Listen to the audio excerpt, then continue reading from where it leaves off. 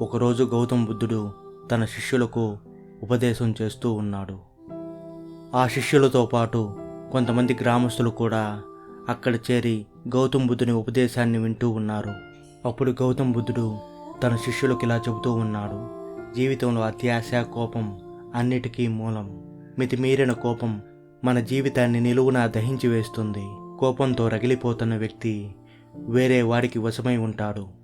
అతను తనని తాను బాధించుకోవడమే కాకుండా ఎదుటి వ్యక్తిని కూడా తన మాటలతో, చేతలతో బాధిస్తాడు. అందుకే అర్థం పర్థం లేని అనవసరమైన మీ కోపాన్ని విడిచిపెట్టండి. అటువంటి కోపాన్ని అనవసరంగా దరికి చేరనివ్వకుండా మీ మనసును ఎల్లప్పుడూ ప్రశాంతంగా ఉంచుకోండి. ఇలా ప్రశాంతమైన మనస్సు మీకు మీ జీవితంలో ఆనందాన్నిస్తుంది అని చెబుతూ మరెన్నో విషయాలు చెప్పి తన బోధనను ముగించాడు గౌతమ బుద్ధుడు. ఆ సమయాన గ్రామస్తుల్లో ఒకతను లేచి కోపంతో ఊగిపోతూ గౌతమ బుద్ధునితో ఇలా అంటాడు. నువ్వొక కపటిదారివి. ప్రజల్ని నీ మాటలతో నిర్వీర్యం చేస్తున్నావు.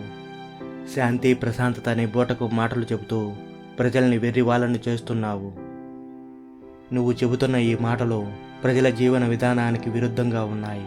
వాటిని ఏమాత్రం నిజ జీవితంలో పాటించడానికి అస్సలు వీలు పడదు. ఆ విషయం కూడా నీకు బాగా తెలుసు. అయినా కూడా నిన్ను నువ్వు మోసం చేసుకుంటూ ప్రజల్ని మభ్యపెడుతూ ఒక భ్రమలో జీవిస్తూ ఉన్నావు. ఈ రోజుతో నీలో భ్రమలన్నీ తొలగిపోయేలా చేస్తాను అని అంటూ అతను ముందుకు వచ్చి గౌతమ బుద్ధుని ముఖాన పోస్తాడు. అప్పుడు గౌతమ బుద్ధుడు ఆ చర్యకు ఏమీ స్పందించకుండా మౌనంగా కూర్చొని ఒక చిన్న చిరునవ్వు నవ్వుతూ ఉంటాడు. మిగిలిన శిష్యులకు, గ్రామస్తులకు ఆ గ్రామస్తుడు చేసిన దానికి చాలా కోపం వస్తుంది. వారందరినీ చూస్తూ గౌతమ బుద్ధుడు శాంతంగా ఉండమని చెబుతాడు. గౌతమ బుద్ధుని ప్రవర్తనను చూసి అక్కడున్న వారందరికీ చాలా ఆశ్చర్యం కలుగుతుంది. కాసేపు ఆగిన తర్వాత గౌతమ బుద్ధుడు తన ముఖంపై ఉన్న ఉమ్మిని తుడుచుకుని ప్రశాంతంగా అక్కడే కూర్చుని ఉంటాడు. ఇదంతా చూసిన గ్రామస్తునికి అప్పుడు అతనికి ఏం చేయాలో అర్థం కాలేదు. అక్కడి నుంచి అతను ఏమీ మాట్లాడకుండా నేరుగా తన ఇంటికి వెళ్ళిపోయాడు. ఇదంతా చూస్తున్న గౌతమ బుద్ధుడు ఏమాత్రం చెలించకుండా చిరునవ్వు నవ్వుతూనే ఉన్నాడు. ఆ గ్రామస్తుడు శిష్యులందరినీ దాటుకుంటూ ముందుకు వెళుతూ గౌతమ బుద్ధుని వైపు పదే పదే వెనక్కి తిరిగి చూస్తూ ఇంటికి వెళుతూ ఉన్నాడు. కొంతసేపటికి ఆ గ్రామస్తుని కోపం తగ్గింది. తాను కోపంలో ఎంతో పెద్ద తప్పు చేశానని అప్పుడు అర్థమైంది అతనికి. నేను ఎంతటి మహాఘోరం చేశాను. అందరిచే ఆరాధించబడుతున్న మహాత్ముడైన ఆ బుద్ధుని ముఖంపై నేను ఉమ్మిని ఊశాను.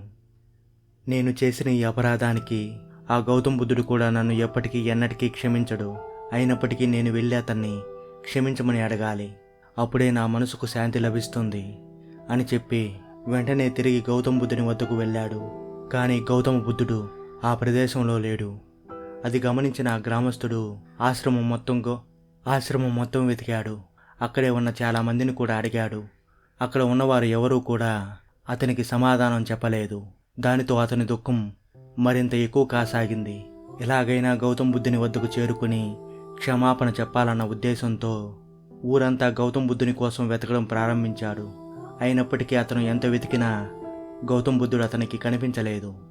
అయినా అతను తన పట్టుదలను ఏమాత్రం విడిచిపెట్టకుండా ఏడుస్తూ గౌతమ బుద్ధుని కోసం వెతకడం ప్రారంభించాడు. బాగా పొద్దుపోయింది. అయినా అతను తన ప్రయత్నాన్ని ఏమాత్రం విరమించలేదు.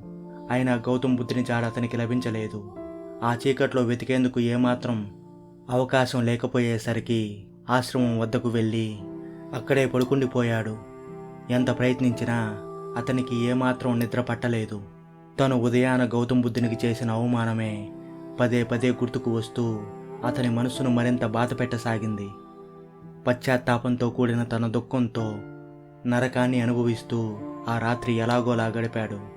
వేకువజామున అతను చూసేసరికి కొంతమంది శిష్యులు, గ్రామస్తులు ఒకే వైపుకు వెళుతూ ఉండటం చూశాడు. అతను కూడా లేచి వారిని అనుసరించాడు. వారంతా కూడా గౌతమ బుద్ధుని వద్దకు చేరుకుంటున్నారు. అక్కడ గౌతమ బుద్ధుడు ప్రశాంతమైన వదనంతో ధ్యానం చేసుకుంటూ వారికి కనిపించాడు. అప్పుడు ఆ గ్రామస్తుడు గౌతమ బుద్ధుని చూడగానే ఏడుస్తూ వెంటనే పాదాలపై పడి క్షమించమని అడిగాడు. అప్పుడు గౌతమ బుద్ధుడు కొంతసేపటికి కళ్ళు తెరిచి తన కాళ్ళపై పడి ఉన్న ఆ యువకుని చూసి, ఎవరు నాయనా నువ్వు? ఎందుకు ఇలా ఏడుస్తున్నావు అని అడుగుతాడు. అప్పుడు ఆ గ్రామస్తుడు, స్వామి, నేను మహాపాపం చేశాను. నిన్న మిమ్మల్ని ఎంతో ఘోరంగా అవమానించాను. నాలో కలిగిన ఈ పశ్చాత్తాపం నన్ను ఎంతగానో బాధిస్తూ ఉంది. మీరు నన్ను క్షమించాను అంటేనే ఈ బాధ నుండి నాకు విముక్తి లభించి నా మనసుకు శాంతి లభిస్తుంది అని ఇంకా బిగ్గరగా ఏడవసాగాడు.